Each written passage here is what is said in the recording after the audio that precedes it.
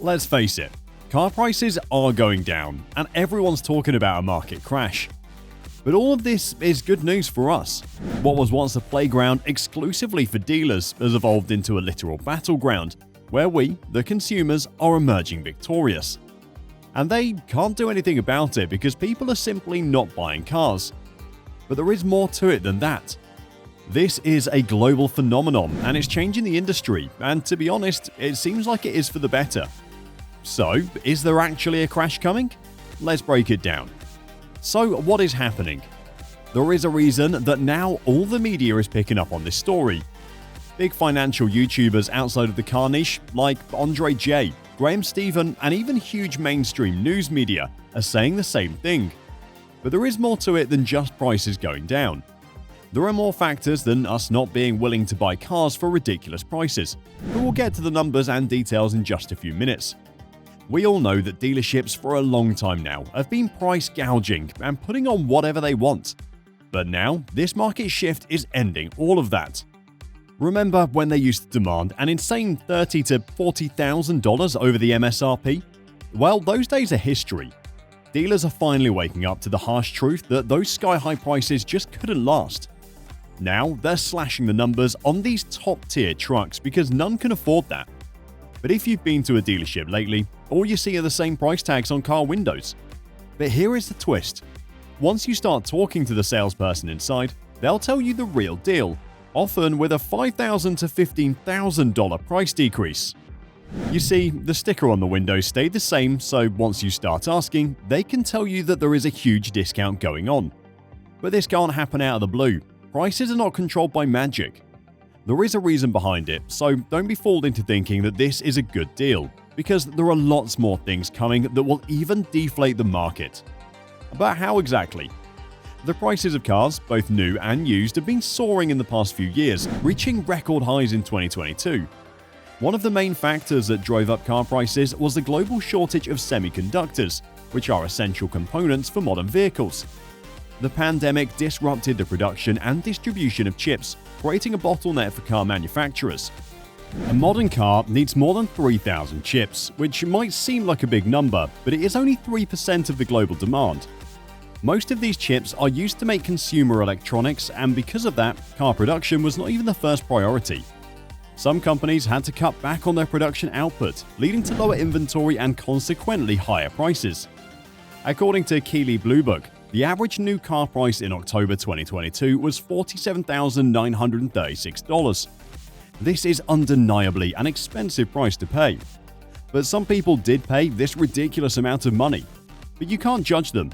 There was high demand from consumers, who had more savings and stimulus money to spend after postponing travel and other expenses during the lockdowns. But more than anything, low interest rates and attractive financing options made car loans more affordable, enabling buyers to pay more for their desired vehicles. And all this excess demand fueled a record high car payment of around $750 per month. This is not a small number. In fact, auto loans are now the third highest debt category, with around $1.5 trillion. The demand was especially strong for used cars, which offered a cheaper alternative to new cars. According to the US Bureau of Labor Statistics, the used car index, which tracks used car prices, rose by over 40% from December 2019 to October 2022. Now you have to ask, will this make the market crash? Because if we're being honest, this has the same indicators as the housing market is having right now and had back in 2008. But there are different thoughts on this, and we should talk about it in depth, so watch till the end, because we will. Things are changing. There is a shift in supply and demand dynamics. On the supply side, car makers are ramping up their production as they secure more chips and overcome other supply chain issues.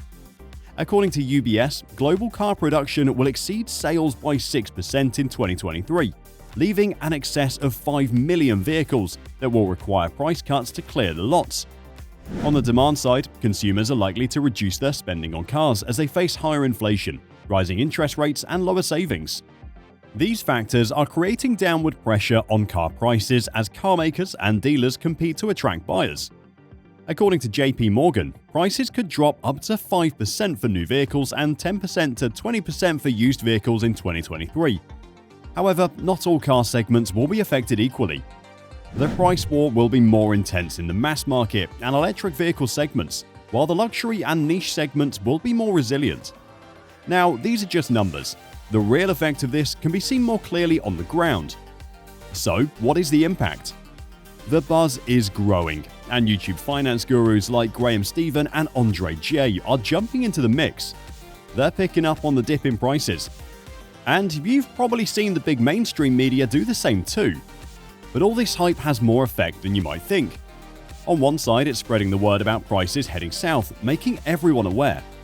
But it's also playing mind games with buyers, because who hears prices going down and the market collapsing and still just buys without waiting for a bigger crash or a cheaper price? This causes sluggish sales. Consumers wait it out for better prices, and it forces dealerships to slash prices to lure in hesitant buyers. This is why people have been saying that there will be a collapse in the market, and if that is the case, you should do something about it, especially if you want to buy a new car. We'll tell you what this could mean to you and me, the customers. But first, will there really be a crash? You see, reduced price points can send shockwaves through the automotive ecosystem, significantly shaking up the bottom line for both manufacturers and dealerships. This impact is especially felt by those juggling hefty fixed costs and substantial debt burdens, which could lead to a reduction in innovation and discourage competitiveness. But this might not be the case for the car market, because manufacturers are not struggling in terms of profit. In fact, they're one of the most profitable industries in the world. The major issue is with their debt management. They know this, yet they're not careful. Just look at the Volkswagen. Yeah, it's a European company, but like we said, this is no small shift. And VW has seen one of the worst hits. They have a massive debt of close to $200 billion, and they have more than 300,000 cars just stored across 37 facilities in the US alone. The average price of a Volkswagen car has declined by almost 6% in the last year alone, and this includes all their vehicles, including combustion engines. But if we start talking about the EV market, then that's on a whole different level.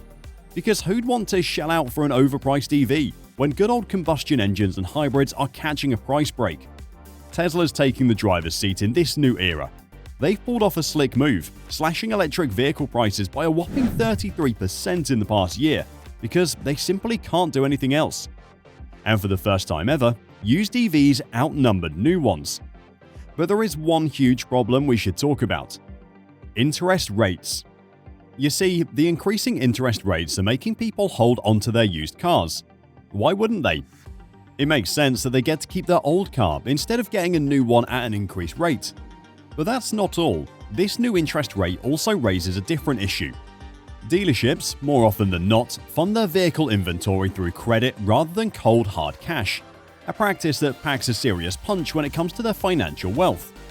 With interest rates soaring to levels not seen in 2 decades, each passing day without a car sale becomes a huge cost for the dealership. About 2 years ago, the daily cost for a dealership to keep a pickup truck waiting in the wings was a modest $2 to $4 in interest. Fast forward to the present, and that same waiting game is now racking up a bill of over $12 per day. This shift in cost dynamics is lighting a fire under dealerships, urging them to hustle and move their existing inventory as fast as they can. So the push to sell cars isn't just a strategic chess move, as they make it sound. It's a financial survival tactic.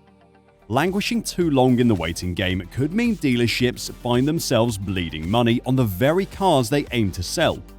Now, this has to make you wonder what the future could be. Is it really collapsing? Buckle up, because it's going to be a wild ride. Rewind to 2020-2022, and we saw some cars defying the usual depreciation principle. But reality check, on average, a car loses 11% of its value the moment you roll it off the lot.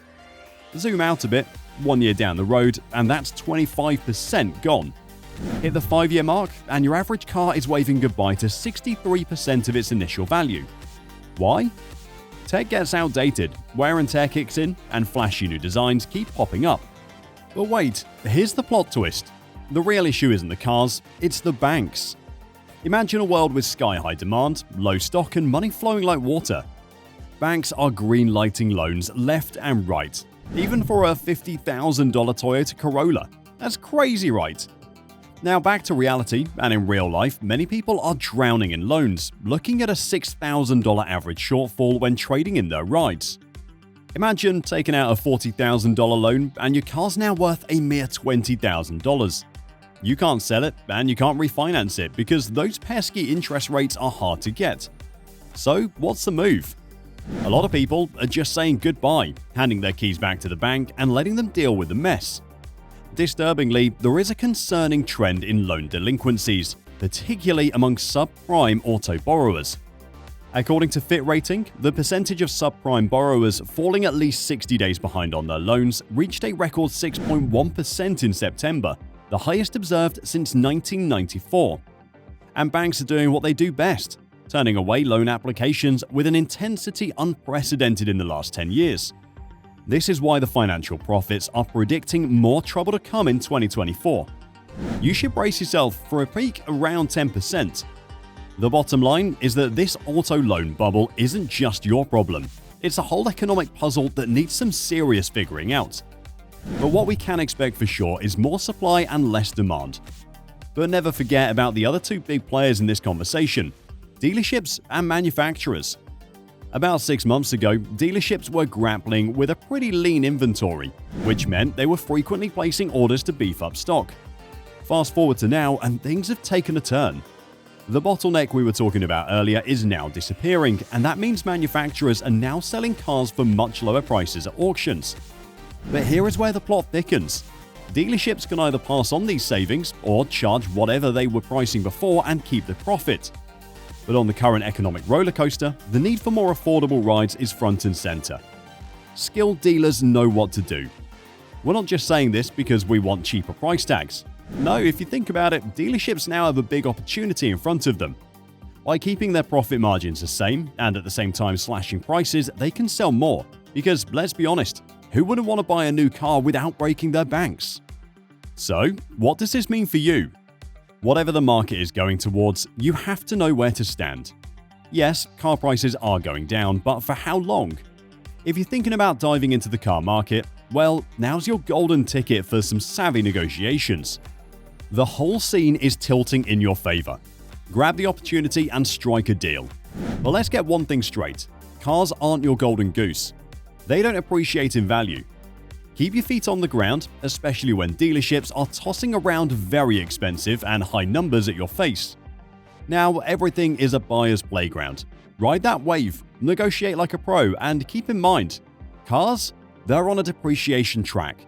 Cars losing value is the opening move, positioning you like a chess grandmaster in those price talks. Stay sharp when dealerships go off script, because as of now, there are two types of dealerships. Let's call them the good ones and the greedy ones. We've already talked about the good ones. Now, the problem is that the greedy ones, just like their name, are the ones that don't want you to benefit from the new prices that they themselves are getting from the auctions. They don't want to pass down the savings, and that is why you see a lot of price reductions in a matter of days. They're trying to find the limit, that sweet spot where they can sell their inventory with the maximum profit margin they can get away with. But the other half of the dealerships across the US are doing the opposite, and this means that even the big and greedy ones are losing the battle. It just doesn't make sense. Why would anyone buy when there is a dealership that is offering the same car for a lot less? This is a war to win your choice. You are literally the price, and everyone will try to take advantage of what you have. So do your research and go inside dealerships, because there's a lot more to this than just a market collapsing. That's all for now, and let us know your thoughts in the comments. Like and subscribe if you got value out of this video.